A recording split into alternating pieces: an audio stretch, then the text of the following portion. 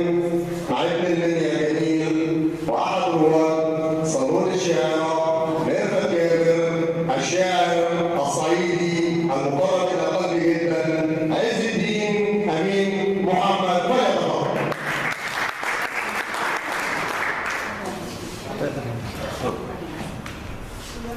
السلام عليكم.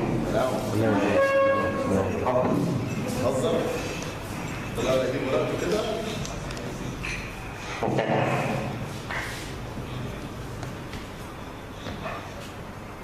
عارف الفرحة؟ عارف الفرحة؟ وبتطلع عن البلاد وبموت وحسيت بيها. ما اهتمتش بنفس الفرحة زي ما كنت مهتم. كنت أمل كل غالي أمل بالروح والهام.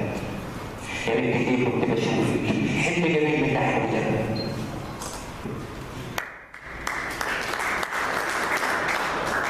بعد كده هو قصيدة اسمها ليه بتعدي المرة دي؟ ليه بتعدي المرة دي؟ ليه بتعدي المرة دي؟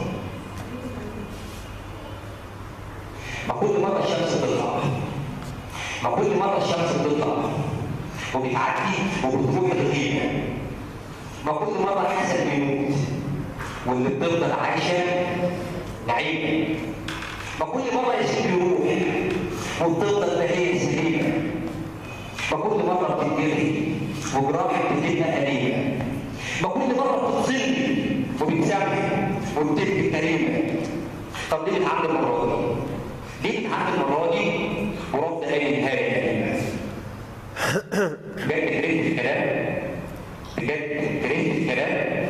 ولا حبيت الألام؟ ما اللي تايه في زحام العمر منك واللي صوته مات في حاجه كان بطل ابنك واللي اتضرب واللي ضرب واللي اتبقى واللي هدى واللي من سنينه اتحرم كان بطل ابنك واللي غصب عنه سابق فيك الكلمه شتيمه.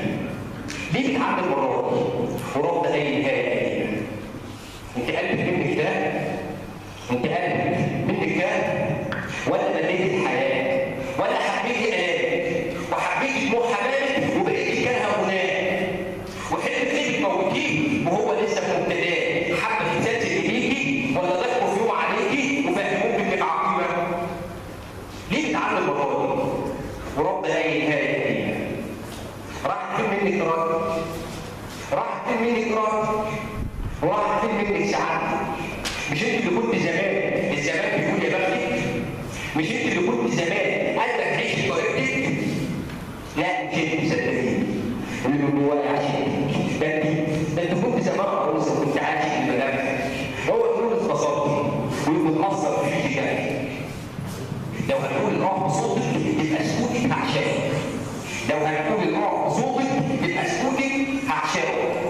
ده انت لو نزلت دموعي كل الحروف هيتلموا قبل ما بتبلي الدم كلمة الله يسامحك. يعني قتلت فيك الطموح وقتلت فيك العزيز. ليه بتعمل الراجل؟ مراد اي حاجه.